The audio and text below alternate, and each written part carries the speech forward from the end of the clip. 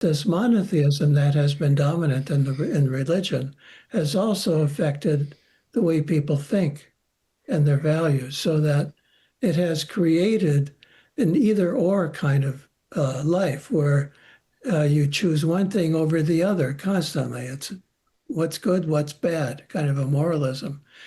And the polytheism gets rid of that heavy morality and says, well, a lot of things have their place, and we don't have to reconcile them. There's no need to make it all fit into one whole. In fact, let's get rid of that word whole altogether. That's what they did. Let's get rid of this word unifying. Let's get unity. Let's end unity.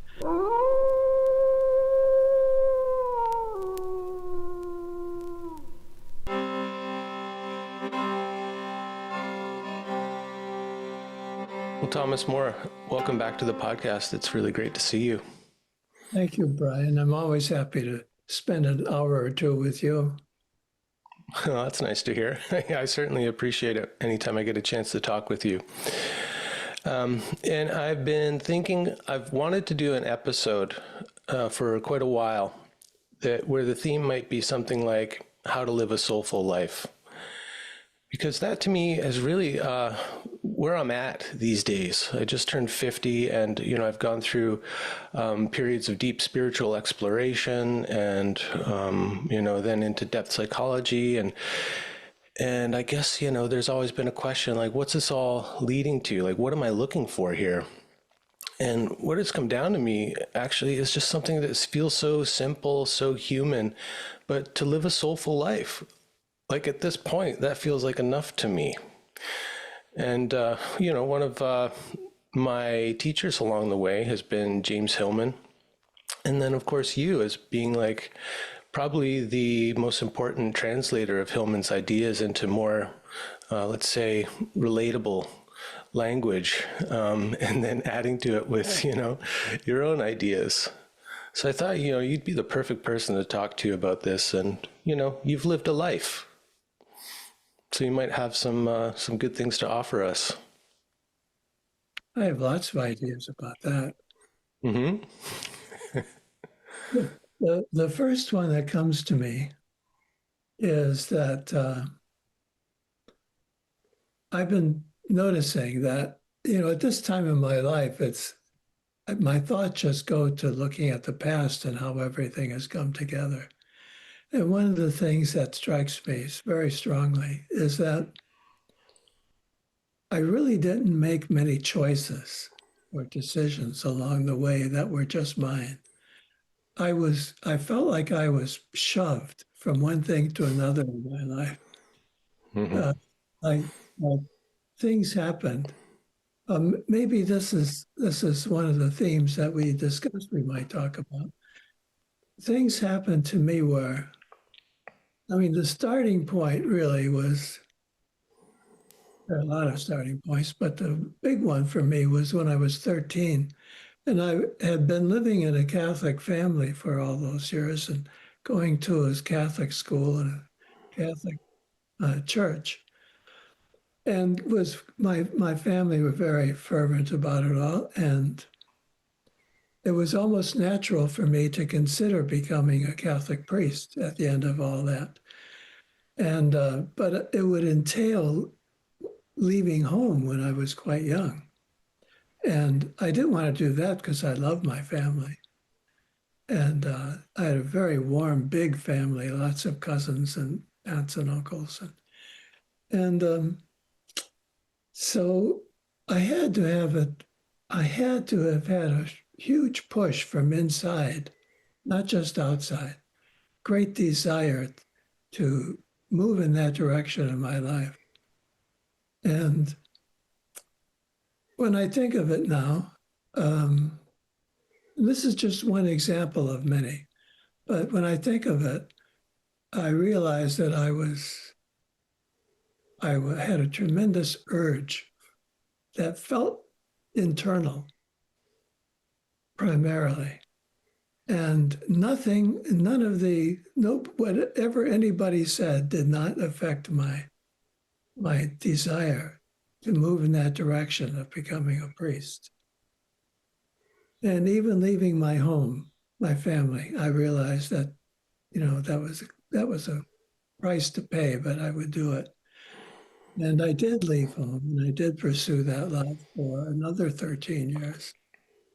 And as I think of it now, one of the great benefits is that it opened up my world. I lived in a very small world with that family. I loved them tremendously, but it was a very small world. None of them had ever traveled anywhere. I don't think read a book, or I mean, I did not have I was in a family of plumbers, and I think my dad would have done a lot to try to get me to become a plumber if I had stayed, Mm-hmm. which is fine, that's fine. And I really admire those plumbers, uncles of mine and my dad. But it did open up a huge world, and that keeps opening up. And I couldn't be living and doing what I'm doing today if I hadn't made that decision to leave it. Mm-hmm.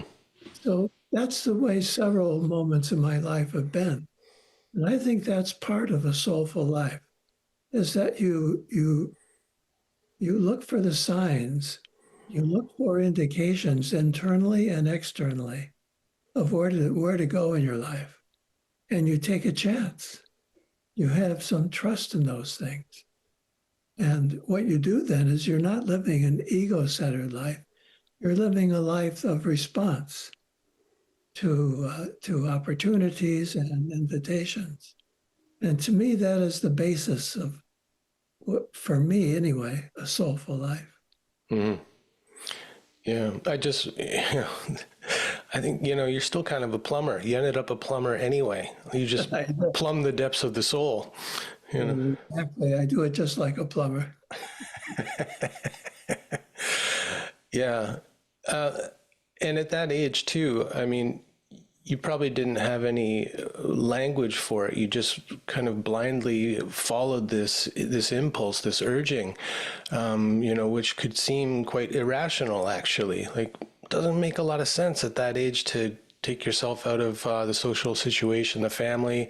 Those are still your formative years. And I think like one of the things that helps, and what I try to do in my work is help people to find language, images, stories that help them contextualize those urges and impulses and contextualize them in a meaningful way, not in an explanatory way necessarily. And so like Hillman has been really helpful for me with that. Like he would say quite often that what he was doing, once he retired from psychotherapy, is that he was now doing a therapy of ideas. And at first I took that in the way where, he is kind of critiquing the poverty of ideas in psychology. Psychology doesn't talk much about soul, and we've lost our connection to myth and all of that kind of thing. But then at some point, it occurred to me that also the ideas that he was laying out for us were also therapeutic in themselves. And that's one of the things I wanted to talk with you about today is therapeutic ideas. And so like what you're talking about, we could call the daimon, this urging toward your soul's destiny or your authentic life. Talk about the daimon and how you understand that. Well, daimon is a difficult word for a lot of people. They haven't heard it. They think demon, but it's not the same. So let me be the professor for a moment. So the Greek word daimon, it's Daimon, and the O in Greek is a long O. It's an omega. It's pronounced long in the accent, or there's an emphasis there. So daimon, and different from demon. And I first came across it in the Iliad, which is one of the early great texts about the Trojan War, and it's about the Iliad tells about many battles, and in those battles, the great heroes of the Greeks, Achilles and others, Agamemnon, people like that, they would be getting ready for battle, and a daimon might appear and encourage them and tell them what to do and guide them and offer them protection even. And this daimon was not one of the great gods. Sometimes one of the gods might appear to one of the heroes. For example, Hermes appears to Odysseus. But in this case, it's not one of the great gods. It's sometimes they refer to it as a nameless or a minor god, the daimon. But he's like an angel, more like an angel that appears and offers protection, which angels do, and also guidance. But the daimon can also be a very strong urge, can give you a very strong urge to do something. So it's not just guiding you simply and gently. It's like give you such a strong urge that you'll do anything under the influence of that daimon. Now, this idea of daimon was picked up by other people. Plato used it in his philosophy. And he tells the story of Socrates, who was his great wisdom teacher, who had a daimon. And there were two aspects of Socrates' daimon that is worth thinking about, especially with your own. And that is that in the first instance, Socrates' daimon would tell him what not to do more often than tell him what to do. Right. It was like negative guidance. It was like a negative guidance. And that's really good, if you can get some negative guidance, it'd be like, this is not anything it sounds like it's really extraordinary, but you might just be doing anything on an ordinary day, and something tells you you should not do what you plan to do, or not go where you were thinking of going to, and so you don't go. That could be a rather small daimonic urge or guidance, and it's a negative one in that case. The other thing about Socrates is that he also had a daimon that was primarily interested in guiding him in love. So that was a big part of Socrates' daimonic experience was love. And is that romantic love? Yes, romantic love. I think probably extending a little bit beyond that, because Socrates had a great love of his society. And, he took poison when his society told him that he made grievous mistakes. And so he loved his society and the way it worked, and he followed it. And so his love wasn't just romantic, although the stories in the dialogue of Plato, the little play that he wrote called Symposium or Drinking Party, it was all about love. So different people stood up at this drinking party and gave a little talk about love and what love meant and what it was all about to each one. So love was there in Plato. And then later on, I have studied especially the European Platonists who were followers of soul and taught soul. And the main one I studied was Marsilio Ficino. And he wrote about a daimon, how important a daimon is. He added another element. He said that the daimon is given to you at birth, like you have your own daimon, and it's guiding you your whole life long. That's an interesting addition to the idea, I think. Is that not in the original Plato myth of Ver? The idea that we're assigned a daimon at birth? Well, that very well could be. I just don't remember that. So maybe Ficino didn't exactly introduce it, but he made it special in his own way. He suggested that we find our daimon, the one that was, and when he said birth, he's thinking of astrology. So I know in a general big sense, Plato also had sort of a quasi-astrological feeling about things. But I think with Ficino was really the practice of astrology, and he thought that would help you find your daimon. So, and then W.B. Yeats wrote a great deal about a daimon. But for him, the daimon was the source of creativity, of your creative life. So if you're a creative person, like Yeats was a poet, among other things. The daimon would guide him and inspire him in his poetry. So that's a nice thing. And then Jung wrote about the daimon quite a bit. And for him, it was the urge that guides you in your life, of finding your way in life and how to live your life. It was more connected to psychology. Rollo May was another, I'll stop this eventually. Go ahead. I love Rollo May. Rollo May was another psychologist, very interesting psychologist, I think, influenced me a lot at a point in my life. And he talked about the daimon.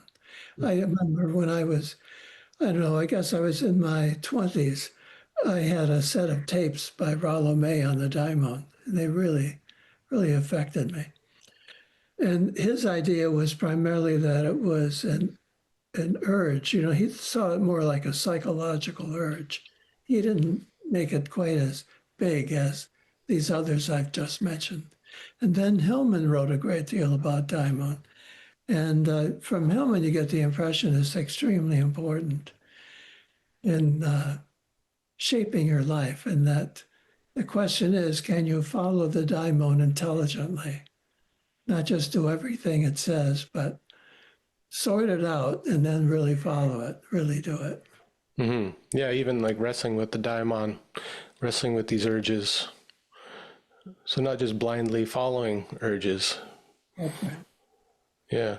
Yeah, the idea of the daimon being assigned at birth actually probably came to me through Hillman, and he might have mixed up Plato with Ficino. That's quite possible. But, you know, informing his Acorn theory, which draws from, you know, all of those sources, that to me is one of those therapeutic ideas or stories that that gives us a totally different perspective on our life than, you know, the one given to us by developmental psychology, which is so predominant in our culture now. The idea that we come in as a blank slate, a tabula rasa, and that our childhood experiences form our character, and with a particular emphasis on the wounds of childhood being formational. And so Hillman comes along and goes, there's other ideas actually, and here's one of them. And he lays out his Acorn theory, which I just love. I think that's it's a good story to live by, or at least to live to maybe guide your psychology. You know. Yes, I think so. And in a broader context, what it is suggesting with the idea of soul is that if we have a soul, and I think that's a good way to put it, if we have a soul, then we have a lot. We are in this world with who we are, for one thing, what we're made up of. Our soul has certain qualities, and they are inborn. They come with us, not before, before birth.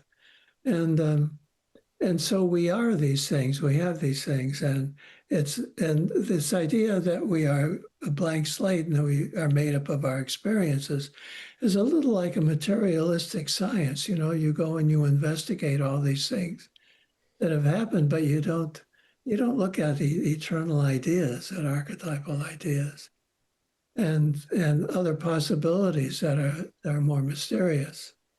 And so there's a certain mystery to the soul. And if you have a soul, then you yourself are more mysterious. And you can say that, like the Acorn theory, that the things you're doing now were with you when you were young, when you were an infant, just born. And if you look back, you can see how these things have unfolded over time. And that is a different view of human life. And I think it's a much more humane look. It's not so mechanical as having these experiences. If you can find them, you'll know who you are. This other way is to mysteriously see that we are, from the beginning, made up of many, many different elements. Mm-hmm. Yeah. And that's another one of Hillman's big ideas, the polytheistic psyche. It's one of the big ideas. I'll tell you a couple of things about that. One is when I met Hillman, first of all, through correspondence. So I went to Syracuse University. The very first course I took was with David Miller. And he assigned the complete collected works of Jung. And first seminar I took. What an assignment. What? Yeah, it's 18 volumes of, about 600 pages each, of pretty dense writing. Jung is quite a dense writer. A lot of ideas in there, yeah. A lot of a ideas. lot of rabbit holes. Keep you busy for a lifetime, even. So I read those. I actually read the whole thing in that course. And along the way, I think David noticed how interested I was in what I was reading and doing. My original intention was to move more toward the humanistic psychologists like Abraham Maslow. But when I discovered Jung, I changed everything. I went with Jung. And David saw me doing that, and he said that he had this friend in Zurich that he thought I would appreciate a lot. And he put me in touch with Hillman. And so Hillman was living in Zurich, and I never had an inclination to go to Zurich myself. A lot of people do, but I never have. And that was a little my daimonic guidance. I never went. All right. Daimon says, nope, not for you. That's not for me. But Jim and I corresponded for about 3 years then, 4 years maybe. And he would send me articles he was writing. And one of the first ones he sent me was an article called, and this was before revisioning psychology was imagined. And so he sent me this article called Psychology, Monotheistic or Polytheistic. And that just flipped me on my head. I mean, that just really changed things for me, that article of his. And then we exchanged some letters about it, and it really affected me tremendously. Well, especially considering your background as a former Catholic monk in training. Yes. And I was not too far from that at that point, maybe 4 or 5 years from having left that life. But it was a big, when I left that monastic life, I really left the whole thing. Religion as a whole, I left. When someone at the University of Windsor suggested to me that I get a degree in a Ph.D. in religion, I said, they're crazy. I had no interest in religion. He said, well, this is going to be religion in a different way. So I ended up going there to Syracuse in the religious studies department, even though, like many of my classmates and professors, had no interest in traditional religion. So Hillman's work then really came in and it fit in just neatly to where I was. And so going into the polytheistic world, it's not polytheistic religion, but it's polytheistic psychology. So what that means is that we're not interested in the gods and the new belief, now we're going to believe in these gods. No, it's not that at all. But it's not also just seeing them as symbols and metaphors either. It's not that. It's something in between. And to understand that, you have to appreciate the importance of the imagination.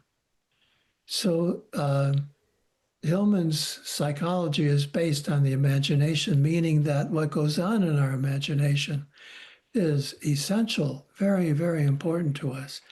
And he followed I'm not going to go into that. I'll just say that Hillman felt that there's a world between the world of the mind and the world of the body, let's say. Ficino said this too, by the way, exactly. There's something between mind and body, and that is the soul, or the imagination, not taken literally, but seriously. So if we talk about the Greek and Roman gods, like if I were to say, I'm trying to, in my life today, trying to have a better relationship to Venus, I'm not speaking the way a Greek or a Roman would. about that God, a matter of belief, and certainly not the way contemporary Christians or other people would talk about God as a being somewhere. But it's also not just a symbol. It's a reality. They're real, but not literal. Yeah, I mean, I think a lot of people can get hung up here, but this is maybe what Hillman talked about is personifying. And it's interesting when I've talked to Hindu people, and scholars will say this about the Greeks actually, that, when I speak to Hindus, they're like, well, we understand that this image of the deity is not the thing in itself, but it's everything that she or he represents. We understand that we're actually worshiping or paying attention to or valuing what it represents, but we do it through this image because we're relational beings and we need to relate to a personification in order for it to really connect with our hearts, not just our heads.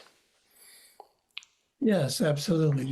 That's the idea of personifying, so we can have a relationship. There's also another element, and that is that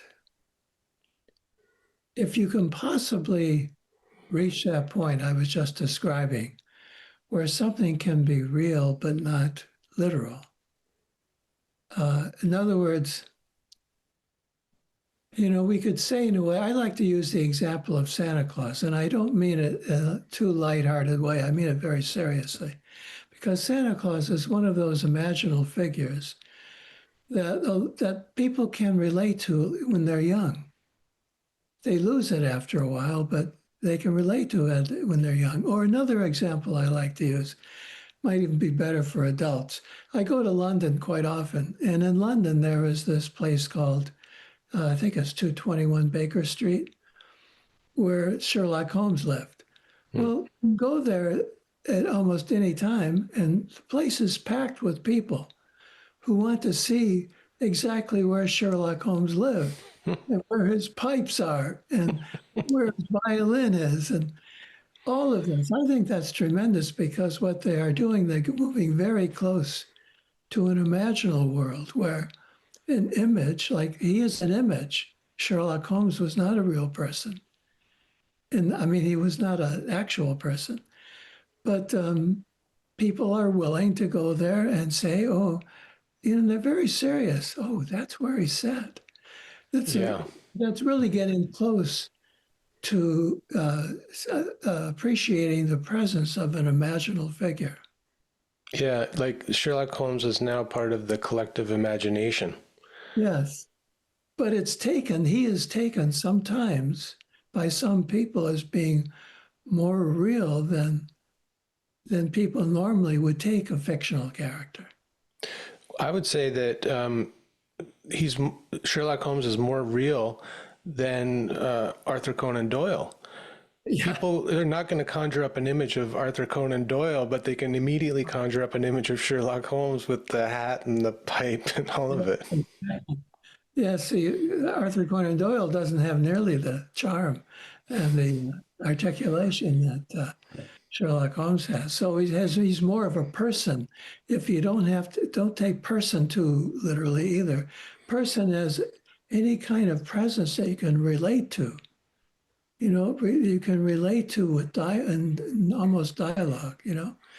So that's it's hard to find the language for it, but that's what Hillman means by, and he explores this in the last few pages of his book, Revisioning Psychology, where he talks about religion. Mm-hmm. He tries to say this is a kind of psychological religion, but it's still a religion of science. Yeah, a psychological religion or a religious psychology, right? Yeah. Yeah. Right. But see, it's religious in the sense that we can actually establish a connection, a relationship, you might say, to these multiple gods, to the polytheistic deities, and not just see them in our minds as symbols, but actually, this is the way we work. This is the way we understand these gods, that we relate to them. But we don't take them literally. we can relate to them without taking them literally. That's the achievement we have to make in order to get this. Mm-hmm. Yeah, it's a different kind of consciousness. In revisioning, Hillman, he's got so many great words and phrases that he introduces, but one of them is what does he call it? The mythological consciousness or the mythic consciousness. And it's different than our kind of modern rational consciousness. It's an older form of consciousness. That's the way I understand it. And one of the things that Hillman really helped me out with was after all of these experiences I'd had in yoga and shamanism, which really were entering me into this mythic consciousness where I was encountering these figures and having these wild experiences. And then I would come out of it in my kind of modern consciousness, and I'd maybe try to psychologize it. But the part of me just was like, no, that was absolutely real. Like when you were in it, there was no question that what was happening was absolutely real and significant and meaningful. And so for me, it was like trying to find a way to bridge these two types of consciousness. And then, so when I discovered Hillman, I was like, he's got it, but it's not laid out in like a clear kind of map or program or anything. And so it's a subtle thing, the shift of the bridging and allowing yourself to kind of see with double vision in like that Blakean sense, you know? Well, it's very much like Blake. Yeah, William Blake, English poet, who says, yes, save me from Newton's vision, Newton's like single-eyed vision or something like that, right? Like that, yeah. So, but that's where we are in our world generally. And that's the challenge of trying to appreciate what Hillman and Jung, too, to some extent, were doing. I think there's one point that Hillman makes along the way that I find interesting, and that is that what he's talking about here is largely operational rather than theoretical. Mm-hmm. As theoretical as he sounds, what he's doing is trying to bring us to a point where we can have our own kind of relationship to these gods and goddesses without taking them literally, but taking them seriously.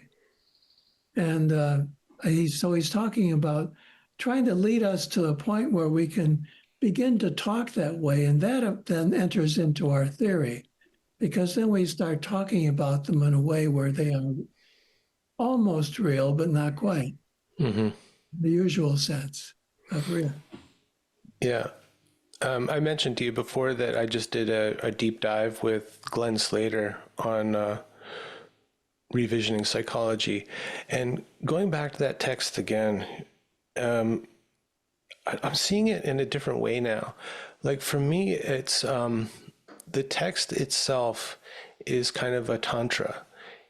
If you read the text and you go along with the ideas and you allow those deconstructions to happen as Hillman takes these kind of unquestioned truths about psychology and development and religion and all of it, if you allow the deconstruction to happen and allow yourself to really imbibe the text, it will cause a change of consciousness, I think, and open you up to the mythic consciousness and this like two-eyed seeing.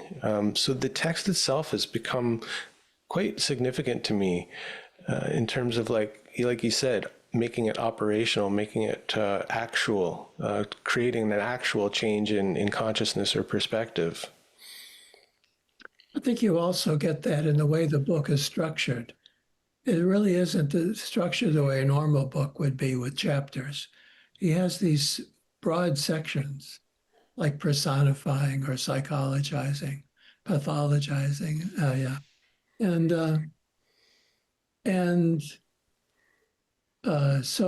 as you go in, he has these excursions that are quite long in the book on topics that he wants to go off onto. So he could make those separate chapters very easily, but instead he creates a work that is like tunnels that you can crawl into if you want to along the way. And you don't get a sense that it goes from beginning to end. It's more circular or some other form. it doesn't have that same quality to Yeah. it. That kind of book, I think, can affect you in a way that a typical book can't.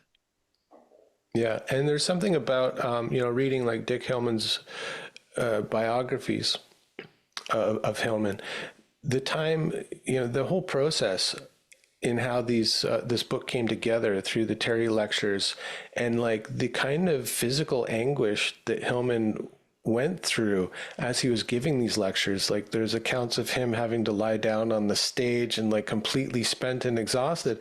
It was like something was coming through him, like a daimonic force.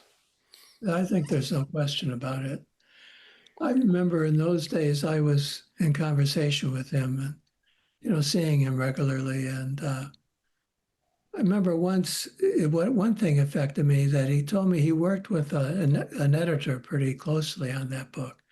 He knew, even at that time, that his books tended to be pretty dense.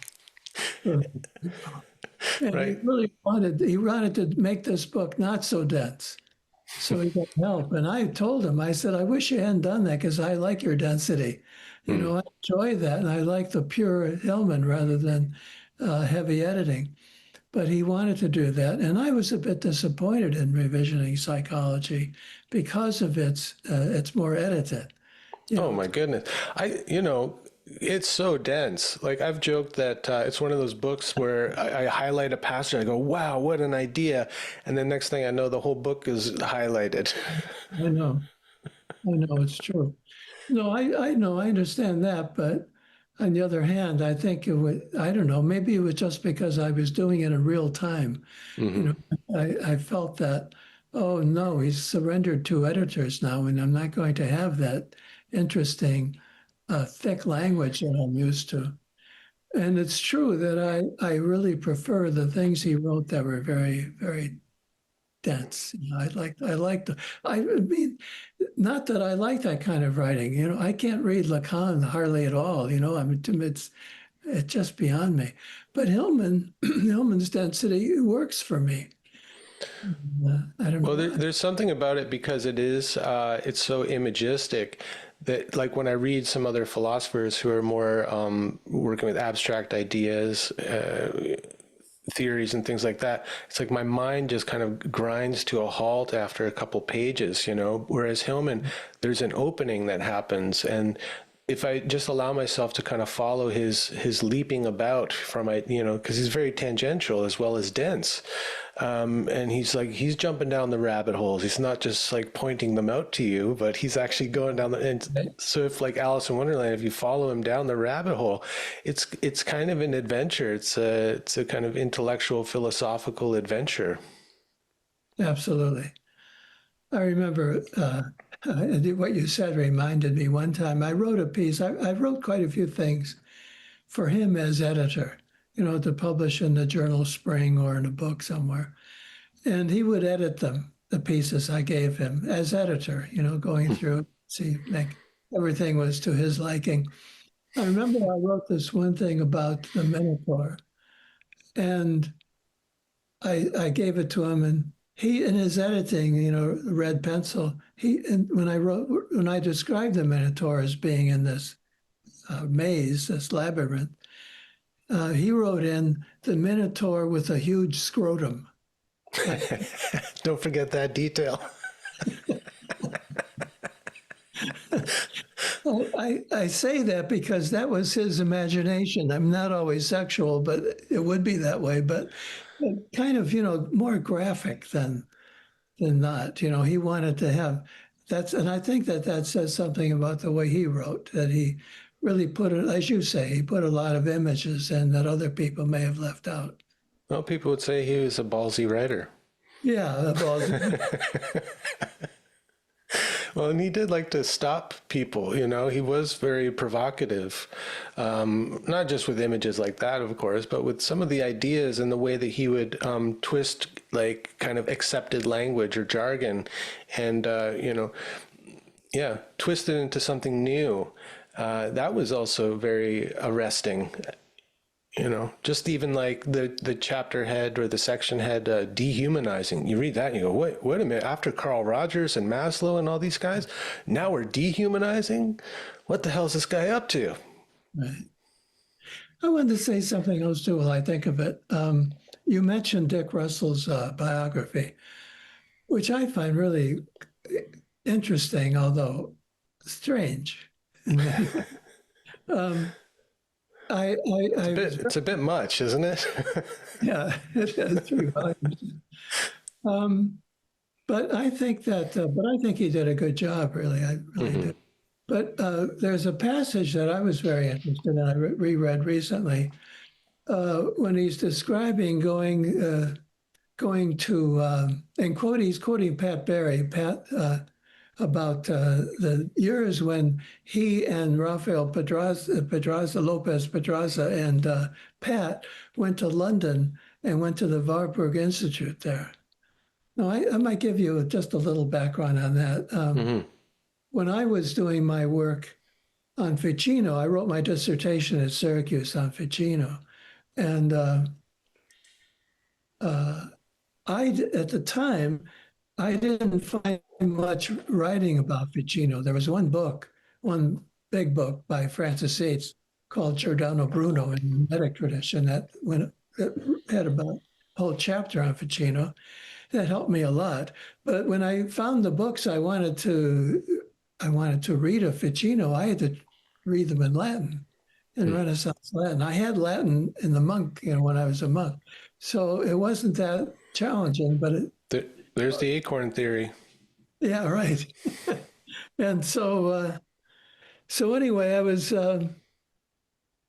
didn't know that Hillman was involved in Ficino, but then I read in the biography that he spent that particular trip to London. He went to the Warburg Institute, which was one of my resources in my own dissertation on Ficino and the Hermetic tradition. And so I was surprised. And one of the things I noticed was that Pat said, Dick Russell quotes Pat Berry, saying that when they discovered polytheism at the Warburg Institute, all the studies on the pagan gods, they got so excited and they thought that they had found the key to the psychology they were trying to develop. In other words, archetypal psychology was not in existence yet. But that trip meant everything. Hillman made a special trip of his own to the Warburg Library. And then the three of them went there, and Pedraza was very excited about it, about polytheism in particular. And they all said, polytheism is the key. This is what we have been lacking. This will lead us to the psychology we wanted. So I want to say that this idea of polytheism is not just a side idea, a side notion. It's something at the very root of this whole approach to psychology that we find in Hillman and several others now. Mm-hmm. Yeah, and the reason for that is because they were trying to develop a psychology that reflected the, what would you say, like the multivalent nature of the psyche, that all of these figures exist in the psyche. And so we need a psychology that communicates that communicates with that reflects that. And so it has to be polytheistic. And what I appreciate about that is it lends value to those inner figures in a way that quote unquote parts work or something like that doesn't, or internal family systems, like where everything's reduced to the family, the image of family or myth of the family. This is more expansive and broader, and it's just so rich, but it also, lends that significance and value to these figures and experiences. It does. And the other thing about polytheism, and they saw this right away, was that they realized that this monotheism that has been dominant in religion has also affected the way people think and their values, so that it has created an either-or kind of life where you choose one thing over the other constantly. It's what's good, what's bad, kind of a moralism. And the polytheism gets rid of that heavy morality and says, well, a lot of things have their place, and we don't have to reconcile them. There's no need to make it all fit into one whole. In fact, let's get rid of that word whole altogether. That's what they did. Let's get rid of this word unifying. Let's get unity. Let's end unity. Integration, all these words. Yeah. Integration, all these words that they were saying comes from this overarching archetype of the monotheistic God. So they saw this, the polytheism so important because not only do we get then the individual deities, as you were saying, which is so important, but also the very principle of not having to unify and to choose and to be whole, but to be fragmented, to be in parts, not parts so much. I get your point there, but to be multiple, and not only just multiple, but the very core of your identity, getting down to the very basics of your existence. That can be multiple rather than unified. Right. And the polytheisms, whether it's Greek or any other, as far as I know, it gives an example that all of these figures, these forces, don't always agree. And sometimes they're at odds with each other. And that's the nature of our psychology as well. If we accept that, if we allow that. And so there's something of that feels to me like a great relief of trying to not trying to keep it all together, not trying to unify, to harmonize, so that, no voices in my head are disagreeing with one another, or the one that's the naysayer I got to get rid of or something like that. But it's allowing this community of inner figures, that just feels like a relief to me,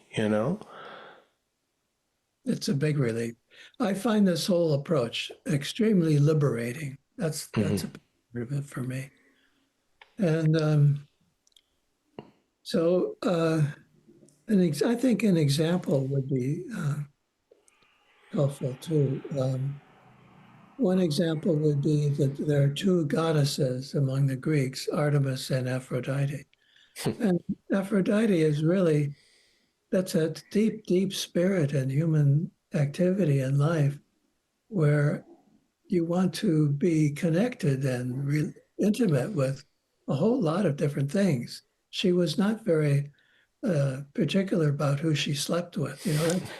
Sleeping with is a way of saying that I'm relating to, I'm really connected to. So in the spirit of Aphrodite, it's not just sexual, but we might be devoted to like three or four different systems of thought. You don't have to be just a Hellmanian. You could be something else at the same time. And you don't have to follow just one thing. You don't have to decide to live in just one part of the world because you love it.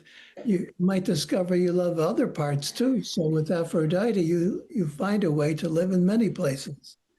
Oh, something just came to me. Something just came down from the heavens, or maybe Hillman's over my shoulder going, but just kind of following on a polytheistic psychology, there's also a polyamorous psychology. Like you said, you don't have to just be in love with one school of teaching or one teacher or one way of thinking or one philosophy. You can have many. And like you're, I've heard you identify yourself as a Zen Catholic, which I think is hilarious because they seem so kind of polar opposite in some ways. One is full of images and ritual. The other one is like emptiness. I think they go along quite well. I know you do. I think so too. I would call Aphrodite Venus. I would call her polyamorous for sure. Yeah. Well, and we're speaking on her day today. Yes, we are. Vendredi. Yeah, vendredi. Yeah, in French. French, she's still there. Yes. Italian. Vendredi. Yeah. Nice. Yeah, and Spanish, she's there too, I think, still. Yeah. So, but not in English. Yeah, for some reason. But it does affect our psychology if we can remember the deities. The days belong to certain deities. Oh, I wake up on Fridays and I think about Venus, and I think, well, how should I dress? What kind of perfume should I wear? yes. Make sure I blow dry my hair before I talk to Tom. So glad you did that. Yeah. Okay, so going on from that, Aphrodite, Artemis. So Yeah. Aphrodite, Artemis, polyamory. and then Artemis is like no connection to anybody, no sex, not just sexual, but no, not one. Like there's this one story where she's out hunting with this young man, Orion, and he accidentally bumps into her and she zaps him and makes him a constellation in the sky, which is not really what you want to be. And so she's a very tough, sensitive person, doesn't want anyone else in her life, really, essentially, Except animals. except animals. But even then, she hunts them, she kills them. Mm. So I think that it's hard to put those two things together. That's a polytheistic world. What if you think of that psychologically? A person who has to be very very strong in safeguarding their individuality, the way Artemis does. And at the same time, wanting to be polyamorous and open to the world, not just people, but to everything in the world in an open, many-sided way. What it takes to do that is not to resolve it in your head. You don't resolve that intellectually, try to figure it out. There's no figuring out involved. That's not where you figure it out. What you do is you live it. And I think what it does, it requires you to be a bigger person, a bigger self, have a bigger soul, you might say, that can hold those contradictions and let them both live in you at the same time. It takes some breadth, Mm-hmm. character to be able to do that. That's the challenge, I would say. How do you find the container that can hold these multiples? Yeah. Uh, And it's just to say, one way to live that is, maybe related to the idea of the daimon and its urgings. Like sometimes I might feel that I want to withdraw, that I want to just be with my dog and in nature, and I don't want to really be around other people because people can be a pain in the ass. Like I get Artemis, I understand her, I think.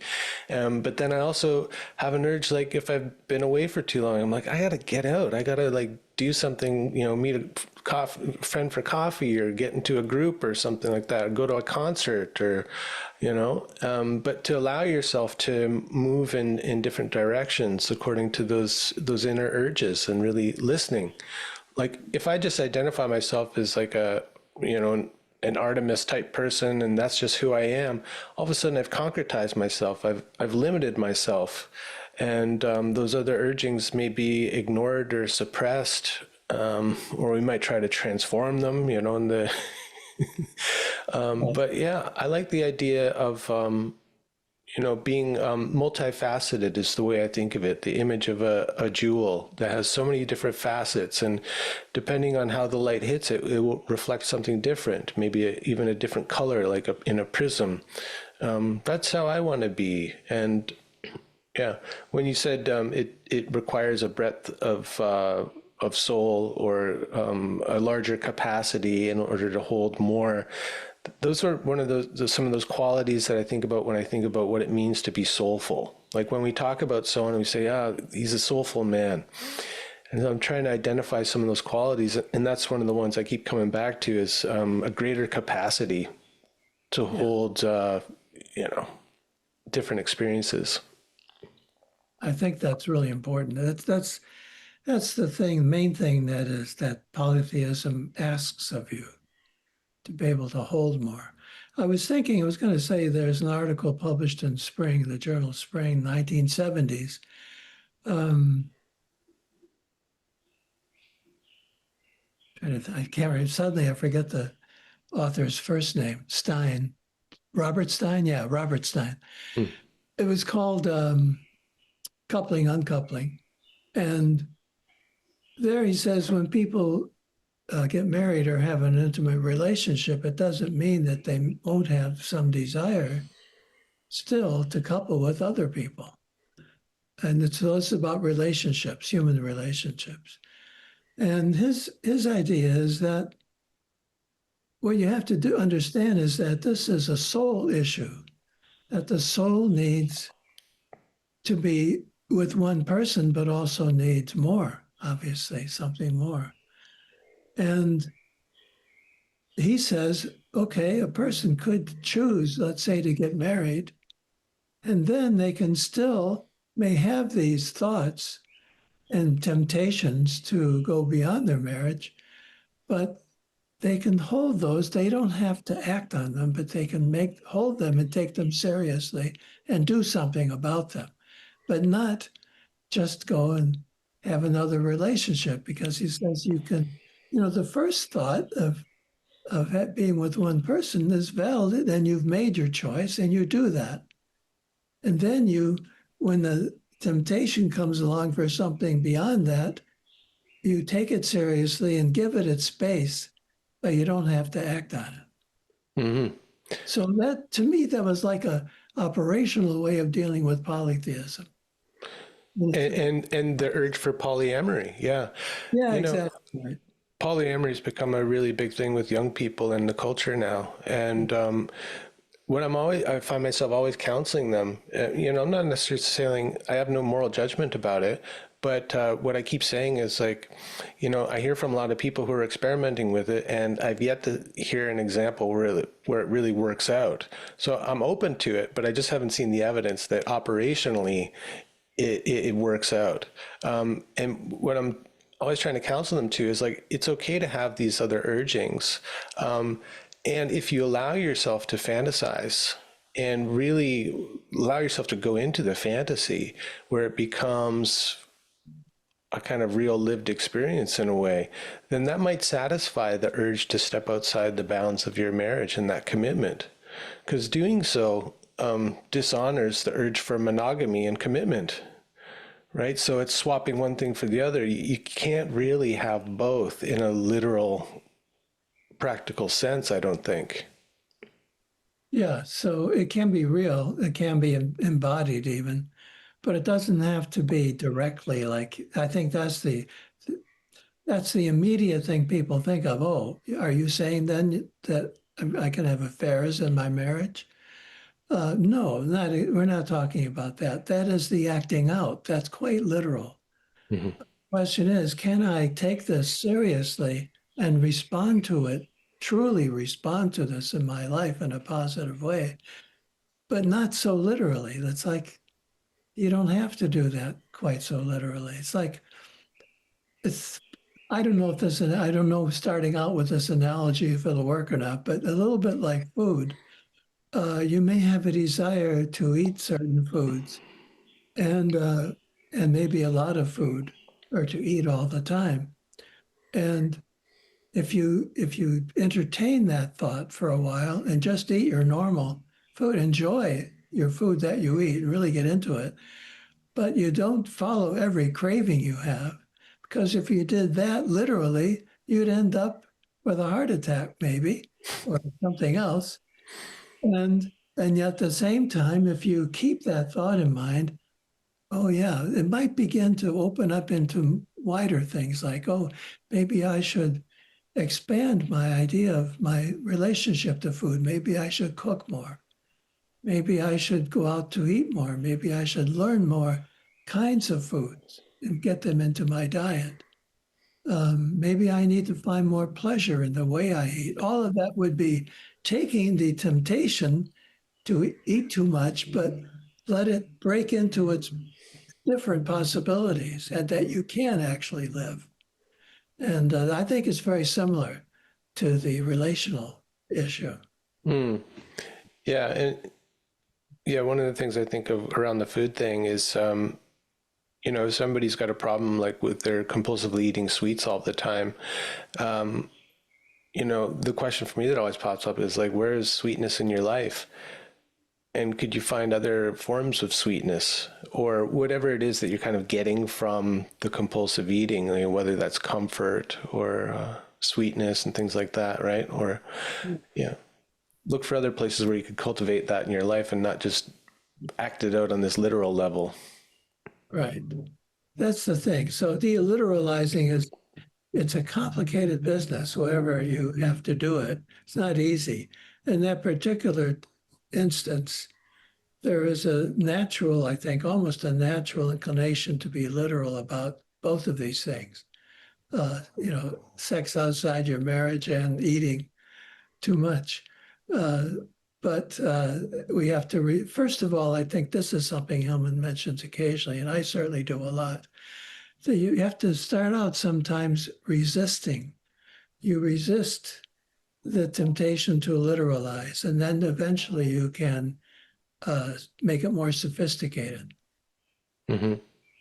Yeah, and I found like that it's helpful. That's one of the services I feel like I offer is someone brings something to a counseling session and they're only seeing it on the literal level. And then I'm there going, but what about this? Like, what if you looked at it this way? Or, and that can help them start to free themselves from the literalistic tendency. Yes, absolutely. So if you could like you got a partner in it, Right, exactly. No, I think I'm with you there entirely. That part of your job is to tweak the fiction. Hillman has that book called Healing Fictions, where he talks about the stories people tell as fictions, and that if we relate to them as fictions, then as stories, as not little novels, we'd be better off than to take them as facts. Yeah. Mm-hmm. Yeah. Again, it's about freedom. And that's the thing, like, I said, I've come to this like viewing of, Hillman's revisioning and archetypal psychology as a whole as a kind of Western tantra. And that for me is like fundamentally what tantra is about freeing yourself of kind of conditioning. So, in tantra, the etymology of the word has to do with weaving. And so the kind of definition I've got of it is that you have to like first free yourself from these knots of conditioning so that you can reweave yourself back into the fabric of life. And then it's a whole nother thing, Yeah. Yeah. The unweaving is as important as the weaving. Yeah. Untying the knot. Mm-hmm. Yeah. It's interesting that we call weddings is tying the knot. It's difficult to untie knots. Yeah, and even in some traditions, I think in Celtic traditions, they do the hand fasting. They tie the hands together, enacting the binding ritual, which at some point may start to feel like the old ball and chain. You might feel that compulsion to step outside the marriage. I don't know if they still do. They used to talk about the bonds of marriage. Probably not so much anymore. Probably not. People are into SM to be able to do that. The last wedding I went to, they talked about it on the altar as the marriage being a launch pad for their own personal healing and growth. Yeah. Oof. NASA approach. Oof. Yeah. Like, my God. And honestly, it didn't last long. There it comes. Yeah, it didn't last long. A marriage based on that. It's not a great image, no. Yeah. So where are we at right now? I mean, we've talked about a lot of the things that I had on my page here. We talked about like living a soulful life, so following the daimon. We're talking about seeing through, not taking things literally, trying to open yourself up to a polytheistic perspective. Is there anything else that you want to add in here? Well, yeah, there is something I'd like to mention, going back to the very beginning. It's true that I do, here in my personal statement now, it's true that early in my career and every once in a while now, I do dedicate myself, as I promised to do when Hillman died, to help his work be more understood. And maybe I thought I could because I had the opportunity to talk to him about so much of it, that I felt I could help loosen it up and make it easier to read. On the other hand, over the years, I've developed my own approach. And in my books, I've written a lot of books, and each one seems to me to be another chapter in the idea of my own revisioning psychology, trying to see what's important to me. And there are some things that are really important to me that were not for Hillman, or I might have a different take on. And one of the big ones is that I have a very positive approach to the spiritual life. Having been a monk for all those years, and I loved it. I loved being a monk. I just felt that the church was going in a direction that I didn't want. I knew I couldn't represent. That was one of the reasons of many that I left. But I didn't leave because I didn't enjoy or appreciate the life. So I continued to live as a monk in many ways. These books behind me are this is not my main library. This is just one room in my house. As a monk, we always surrounded ourselves with books, and our library was about the center of the life of the monastery. And ideas were. And I was in a religious order that was very intellectual and very liberal, and it was not sweet and sentimental at all. Very, very, very interested in good ideas, challenging ideas. So I got that from them. And so I have a very positive attitude toward it. Hillman did not. I worked with him so many times when he would be very negative about religions and spiritual issues and so many things like that. So he just had an issue with the spiritual realm.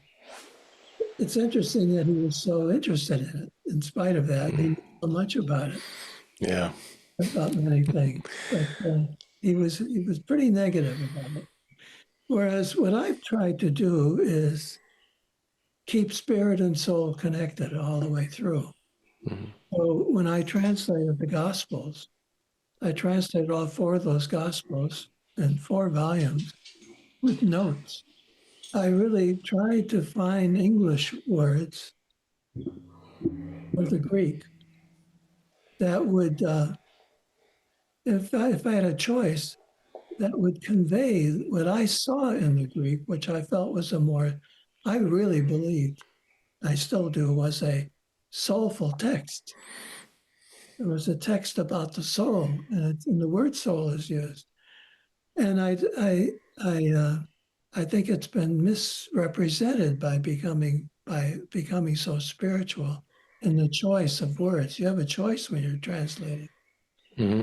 So this is an area that to me is also very important to live a soulful life, is to have a vision for your life, to have cultivated a strong sense of values, to have developed a philosophy of your own life. These are all spiritual achievements. Maybe I would also say to have studied the religions of the world, just as you might want to study Hillman, the religions of the world, as you've been saying all along here today, that you have done.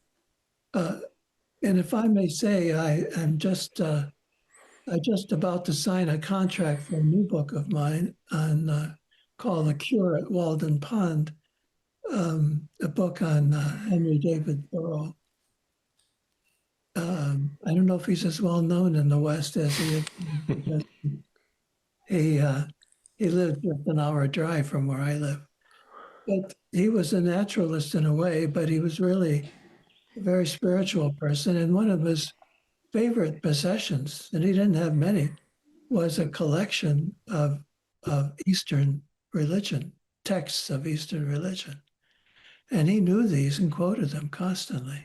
He was educated at Harvard, and didn't like Christianity very much, but at least the way it was practiced around him. But I feel that he developed a very sophisticated natural religion as well as by learning so much from the Eastern religions. So I think that's a model. It's a good model. And in fact, in my book, I say at one point, say that it's not just an option to read Eastern texts, it's necessary. It's necessary for you to really get a view of what life's about. If you don't read those texts, you've got a huge gap. Yeah. Yeah. Yeah, you're limited by Western thinking. But if you look deep enough, a lot of the Western thinking, like you say, has been informed by Eastern ideas. They just republished a book by Peter Kingsley, A Story Waiting to Pierce You, where he's a scholar, he's a classic scholar, right? But I don't know if you've read that book, but it's the story of a Mongolian or Asian shaman who travels to the Mediterranean. Yeah, I read that. Yeah. Yeah, which is, He flies, doesn't he fly? yeah, he flies on a magical arrow. Yeah, right. Yeah. But, so he's tracing it back that there's been the Eastern influences. And of course, we look at Western Christianity and look, it's an Eastern religion at its base. But yeah, I hear you. It's definitely helped me become, again, going toward that like broadening of one's perspective and deepening one's capacity. Yeah, looking to the East for some very essential teachings, I think is important, or helpful anyway. So may I say also that the last book I published was called The Eloquence of Silence, and it's about emptiness. And that to me is a spiritual text. It's a spiritual book. It's about the Eastern idea of emptiness, not the modern idea of what emptiness would mean, like vacant or something like that, but a deep detachment throughout life. And I think that's another way in which I'm interested. I know Hillman did his thing in India, and he understood a lot about Eastern thought. But he says, according to his biography, when he discovered the library at Warburg in London, he said, well, now I can let go of Eastern, all that Eastern stuff. I think that's a mistake, to let go of it, because the point is that doesn't give you the opportunity to let go of it, if anything, to prize it in a new way. And so I just feel that there isn't enough deep spirituality in psychology today. There's a lot of superficial connections being made, different groups that are trying to be psychological and spiritual at the same time, but I don't think they go deeply enough, most of it, what I've seen. That's what I try to do in my work. I try to really blend the psyche and the spirit. Right? Yeah. Well, when people are talking in psychology now about a spiritual psychology, yes, so many of them, it's a very kind of like, what would you say, like a secular spirituality. Like their idea of making psychology spiritual is practicing mindfulness or something like that. And like you said, that's not very deep. It's not getting down to like the ideas of like emptiness. So if you get that idea of emptiness, and there are many others, faith would be another thing to really take. It means taking these ideas and pulling them away from the traditions momentarily so you can look at them in themselves. And when you do that, they connect so much with the psyche and issues of the psyche. So it's not about belief or practice. It's not about practice so much. I mean, I think the practice is overdone. People think if I practice this, look what I'm doing, it's great. I don't think that is as important as incorporating this vision of what life is into who you are. And that's where the psyche and spirit come close together. So Hillman was not able to do that, I think. He did it. He really tried at the end of Revisioning Psychology, and that's a beautiful few pages at the end. And I think everyone should read those, and really get it. But he didn't do it generally, and he was antagonistic towards spiritual things. I know that he didn't like Emerson, I know, because he thought Emerson was too interested in the individual instead of community. But in practice, Emerson was an incredibly communal person. Hmm. And so I think that was a bias on the part of Hillman. Yeah. But couldn't we say that that's part of his acorn, of his soul's code, is to have this antagonistic relationship to religion and spirituality so that he could be a voice of dissent, pointing out the ways in which we've just unconsciously absorbed the ideas of monotheism, for instance, And so that was just part of his daimonic destiny. And it served a good purpose, I think. Well, yes, I've been saying that for a long time, that Hillman's contribution to the spiritual life is to show how bad it is in many ways and what the dangers are. And he was very good at that. But he did not see positively, I think, enough at all how the spiritual could interact with the psychological in a very fruitful way. And Yeah, I think he didn't like that in me. of And course not. but, that's what I'm saying is that to me, that's one thing that I want to add to living a soulful life is to revamp, reimagine the spiritual realm so that it can really uh, uh, connect with the soul. And then we would have something quite amazing. Yeah. And like personally, I can't separate you and Hillman. I see you guys as the yin and yang of this, post-Jungian psychology. And very much. I mean, you're obviously the yin side and he's the yang side, And so there's kind of equal value there and totally complementary. And I agree. If we don't have that deeper spiritual aspect, it's like that's the wellspring of it all anyway.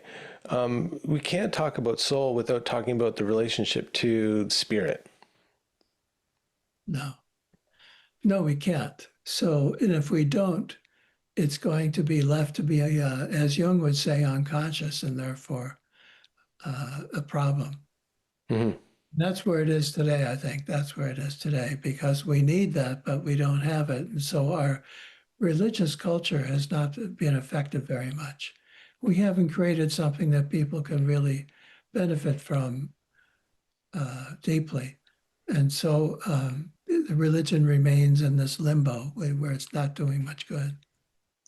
Yeah, well, the organized religions, yeah. But like, you wrote a book many years ago, A Religion of One's Own. And I don't know. I just think there's so much wisdom in that, or at least it is just, it is where we're at. And so, okay, where we're at, should we reconstruct the church or try to create a new church? I don't know. But what I do know is that if I don't take up this kind of personal spiritual life for myself, I'm really lacking something, and so I need it, and I know that I can take action on it in my life here and now.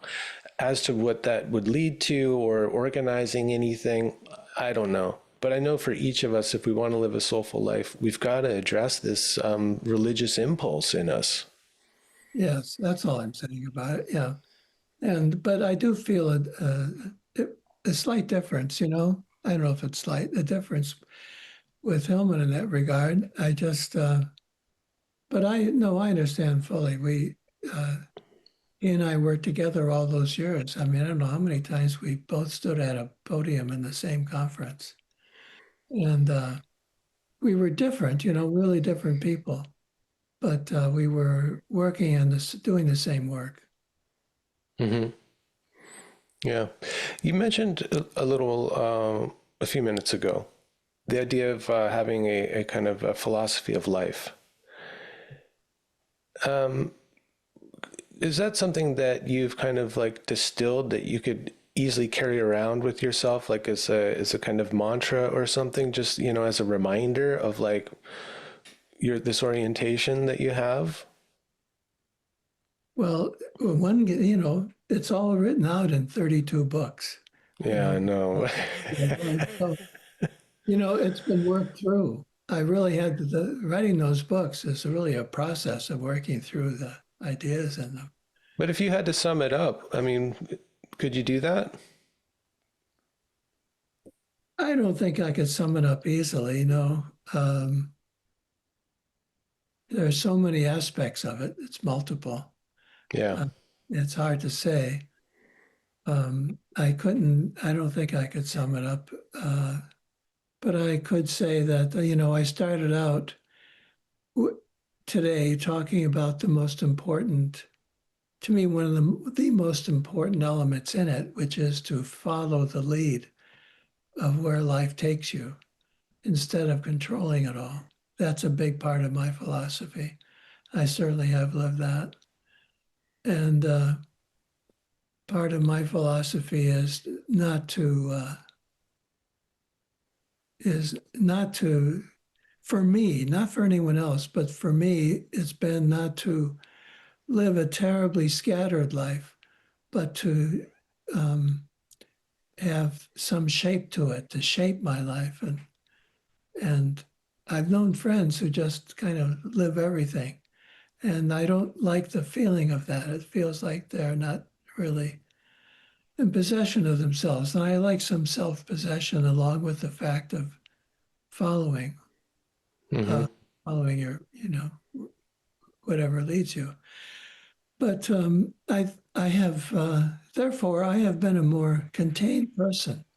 I'm a pretty contained, ordinary person. A lot of people I know are very flamboyant and very, they do so many things. I'll give you an example. Some of my friends are social activists, and they have asked me to be a social activist with them. And I have to tell them it's just not me. I've had friends who are social activists who understand that about me.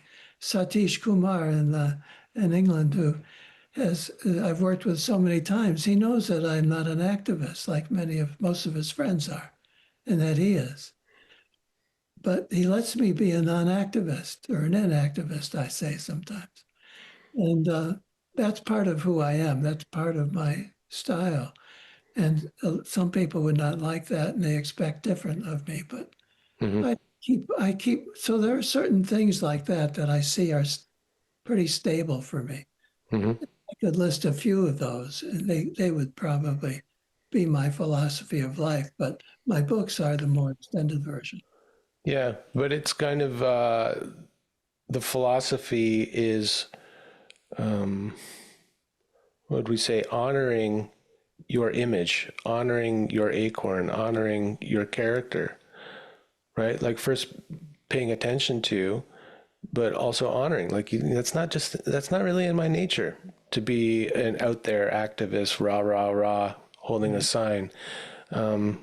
So it does kind of come back to that idea of the daimon and the daimon holding that image of our life and saying yes to some things and no to some things, and that coming from the daimon. So yes to writing book after book about, this extended multi-volume book of life, in the Ficino sense, but then also saying no to other things. Yes, exactly. Yeah, exactly. So it kind of comes down to that. If there's one thing, it is honoring you. It's a good word. I sometimes say obeying. Ooh, Uh, that's a I tough word. took a vow of obedience as a monk, and I keep trying to have those monk values adjusted to my current life. Obedience was the worst, the most difficult of all. But the word means to listen in its root. So I try to Right. listen to what the daimon is doing and following that and trusting that and giving it value, giving it some honor. Yeah. And that would lead to what Aristotle named the evdaimonia, which is, you could translate it as the art of living well, but it's the art of living well in accordance with one's daimon. Yes, exactly. And he specified it's not about being happy. There's a No, difference there. There's a subtlety there, but it's about living well. right. Yes, it's a different thing. And I think they knew that to be in some sort of accord with your daimon is a kind of happiness. It's a stilling of desire and of complications and all of that. Hmm. Maybe a good dictum is know your daimon. Oh, yes, absolutely. As opposed to know yourself. Yeah, yeah. There's a way of understanding that because it's a daimon that really accounts for who you are. And look, even if it's not literally true that we have this tutelary guiding spirit that comes into this life with us, it's a good idea. It is a good idea. We didn't answer that question about the good ideas. Maybe next time we can do that. Yeah, well, I think we touched on a lot of the good ideas actually, and maybe some of the most fundamental ones. Yeah, how to live a soulful life. Well, it's complicated and it's deep. That's why I like that actually as a kind of life philosophy. I'm just trying to live a soulful life. What does that mean? Well, how long have you got? Let's sit down and have a chat. Exactly. How long do you have? Yeah, it's long and it's complex, but it's worth asking. Yeah. And I think like it just opens up the most interesting conversations. Like we go into religion, we go into the history of mythology and music and art and all of these things, and that's the soup I want to be simmering, stewing away in. Yes, definitely. Gives life a flavor. Well, Tom, thanks so much. I really appreciate you. Well, I appreciate you and your way of doing your work. It's excellent. And you and I can talk because we understand each other pretty well. Yeah. I had a dream once. I was at a lecture of Hillman's. He was up on stage, doing his thing. And somebody in the audience, some kind of egghead guy with a lot of big ideas, tried to do this one, like his kind of summary of what he thought Hillman was saying. And I stood up and said, "That's not it at all. And, you're too much in your head," or something like that.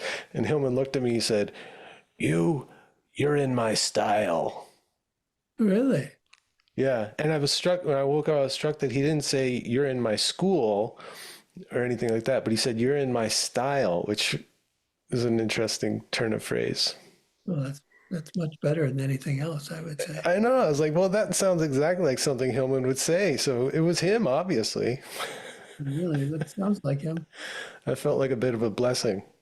Yeah. Well, yeah, I would take it that way for sure. Yeah. Okay. Well, until next time, Tom. Okay. Thank you so much. Okay. Thank you.